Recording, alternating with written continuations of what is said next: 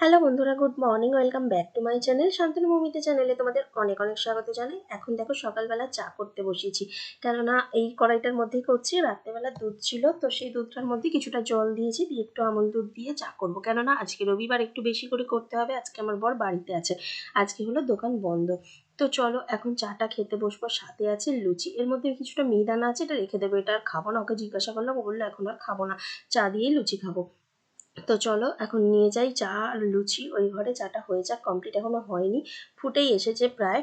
তো চলো চাটা ফুটে নাম ফুটিয়ে তারপরে ছেঁকে নেবো, নিয়ে তারপর নিয়ে যাবো। চলো, চা কমপ্লিট হয়ে গেছে, এই যে চলে এসেছি। তো ও তোমাদেরকে একটু হাই করে দিল, আর এদিকে চাটা বসানো আছে। চাটা প্রচণ্ড গরম, তাই একটু ওয়েট করছি, আর একদম ভর্তি ভর্তি করে নিয়েছি। বেশি বেশি চা খেতে না আমার হেভি লাগে। তো চলো এদিকে চাটা খাওয়া হয়ে গেল, তারপর রান্নার ব্যবস্থা। বেগুন ভাজা হবে, পটল ভাজা, সাথে মাংস। আর এই আমড়াগুলো চাটনি করব। কয়েকটা আমড়া আমার রয়েছে ঘরে, মানে ফ্রিজে রাখা ছিল, ভাবলাম আজকে একটু বের করে নিই, বের করে একটু চাটনি করি। আর ও গেছে তারকেশ্বরে মাংস আনতে, তারকেশ্বর থেকে তো আনতে হয় না, এই দোকানের কাছে গেলেই হয়। তো সেই দোকানের ওখানে গেছে, তো মাংস নিয়ে আসবে বললো। আর ওর এটিএম থেকে টাকা তোলার আছে বলে এটিএমেও যাবে একবার। তো সেই কারণে আমার আবার ভাবলাম ততক্ষণ আমি কাটাকাটিগুলো একটু করে রেখে দিই। আর আমড়াটা একটা একটা আমড়া ছিল প্রচণ্ড শক্ত, দেখলে তো কত চাপ দিয়ে কাটতে হলো। তো কাটাকাটি করে নিয়ে ভাত চাপিয়ে দিয়েছি। আর মাংসটা আমি রান্না করিনি, মাংসটা আমার বরই রান্না করেছে, কেননা আমার শরীরটা ভালো ছিল না। আমি কাটাকাটিগুলো সব করে রেডি করে দিয়েছিলাম, আর ও মাংসটা কষিয়ে জল টল দিয়ে চলে গেল, দোকানে গেল। দোকানে সেই আমাদের কুচিটা রয়েছে, ওকে খাওয়াতে হবে। তো সেই কারণে চলে গেল, ওকেও মাংস সিদ্ধ করে ভাত দেবে। তো আমার রান্নাটা প্রায় কমপ্লিট হয়েই এসেছে, আলুটা সিদ্ধ হয়ে গেছে। আমাকে বললো শুধু একটু নামিয়ে নিতে গরম মশলা দিয়ে, তো আমি সেই কারণে নামিয়ে নিতে এলাম। তো চলো আমার রান্না কমপ্লিট হয়ে গেছে, আর স্নান করে নিই। স্নান টান কমপ্লিট করলাম, কমপ্লিট করে এই যে বসে আছি, বসে বসে এখন ভিডিও এডিট করবো। তো তার জন্য ল্যাপটপটা একটু নিয়ে বসলাম। এই দেখো একটা ভিডিও এডিট করব, করে নিয়ে তারপর দোকানে যাব, দোকানে গিয়ে আপলোড দেবো, কেননা এখানে তো আপলোড দেওয়া যাবে না, এখানে ওয়াইফাই নেই। আর ফোনের নেটে আপলোড দিতে গেলে হবে না। চলো আমি এখন ভিডিওটা রেডি করে নিই। খেতে বসে ভিডিও করতেই ভুলে গেছি, দেখো অর্ধেক খাওয়া হয়ে গেছে, তারপর মনে পড়লো যে ভিডিও করিনি। এদিকে একটা ভিডিও দেখছি একজনের, দেখতে দেখতে আমরা খাওয়া দাওয়া করছি।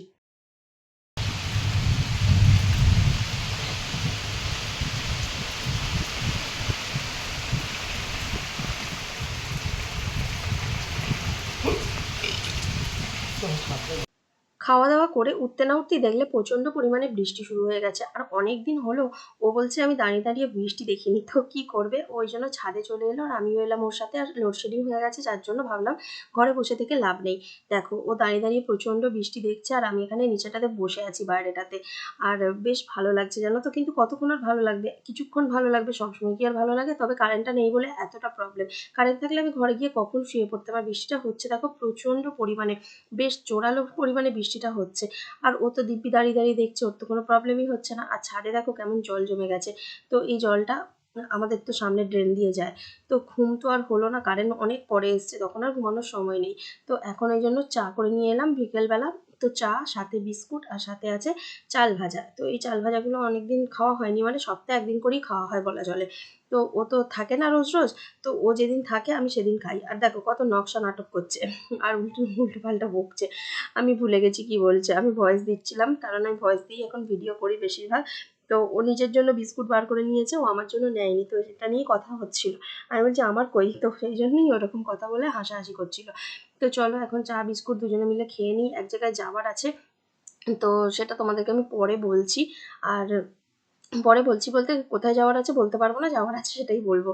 আর এই দেখো চা বিস্কুট দুজনে মিলে বসে বসে এখন খাচ্ছি, বেশ ভালো লাগছে। আর ও আমার সঙ্গে ইয়ার্কি মারছে। আর আমার কয়েকটা চুড়ি যেন তো হাতে ছিল, ভেঙে দিয়েছে ইয়ার্কি মারতে গিয়ে।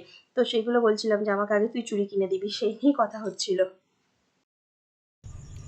এখন একটু দোকানে এসে বসে আছি। ও আর আমার মা গেছে একটু কাজে, বেরিয়েছে, একটা কাজ আছে ইম্পর্টেন্ট, তো সেখানে বেরিয়েছে। আমি এই জন্য দোকানে এসে একটু বসলাম। আর বড় লাইটটা জ্বালিনি, তাই একটু অন্ধকার অন্ধকার লাগছে।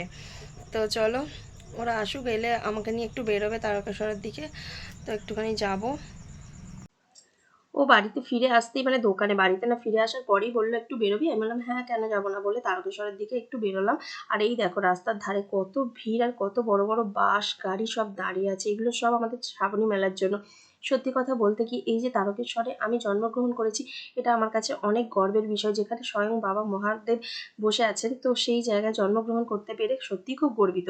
কিন্তু প্রত্যেকটা বছর শ্রাবণী মেলা এখনো পর্যন্ত কোনোদিন আমরা যেয়ে উঠতে পারিনি। মানে ছোটবেলা থেকে এত শুনে এসেছি যে ভিড় হয়, প্রচণ্ড ভিড় হয়, প্রচণ্ড ভিড় হয়, ঘর থেকে বেরোবি না। ওখানে মানে আজকের দিনটাতে তারকেশ্বর যাওয়া যাবে না। এই শুনতে না আর সত্যিকার কথা আমাদের যাওয়া হয়েই ওঠেনি কোনোদিন। তো এখন তো বড় হয়েছি, এখন তো আর বাধা দেবার কেউ নেই।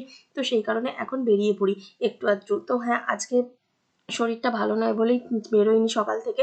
না, আর আমি ওকে বলেছি পরের সপ্তাহে শ্রাবণী মেলার আগের দিন মানে রবিবার দিন শ্রাবণী মেলার দিনে সত্যি করেই এত ভিড় হয়, গাড়ি নিয়ে যাওয়া যায় না। আর আমরা তো আর জল ঢালতে যাচ্ছি না। তো সেই কারণে বলেছি পরের সপ্তাহে রবিবার দিন একটা দিন আমি একটু দিনের বেলা এসে দেখবো যে কীরকম ভিড় হচ্ছে, কীরকম মানুষ আসা যাওয়া করছে। মানে একটু তোমাদের সাথেও জিনিসটা শেয়ার করার ইচ্ছা আছে। তো চলো, আজকে আমি তোমাদের সাথে একটু আধটু শেয়ার করলাম। দেখতে পাচ্ছ তো কতটা পরিমাণে ভিড় মানুষের, মানে ভিড় এখন রয়েছে সন্ধ্যাবেলার দিকে। চলো, আমি কিছুটা তোমাদের সাথে শেয়ার করলাম। এবার যাব বাড়িতে। তো বাড়িতে এসে দেখো কি করব ভেবে একটু অল্প করে ময়দা মেখে ৫ পিস পরোটা হয়েছে। তো করে নিলাম। রুটি করার একদম ইচ্ছা ছিল না। তাই মুড়ি পরোটা করে খাওয়া হয়ে যাবে, মানে মিলেমিশে খাওয়া হয়ে যাবে। মাংস তো রয়েইছে আর গতকালের আলু চচ্চড়ি রয়েছে, সেগুলো একটু গরম করে নেব। তো চলো, এখন খেতে বসে গেছি। দেখতেই পাচ্ছ সবকিছু নিয়ে একবারে বসে গেছি। সাথে আমি মুড়িও খাচ্ছি আর একটা পরোটা খেয়েছি। তো চলো, আজকের মতো ভিডিওটা এখানেই শেষ করছি। সবাই ভালো থেকো, সুস্থ থেকো। দেখা হচ্ছে পরের একটা ভিডিও। সবাইকে গুড নাইট, টাটা।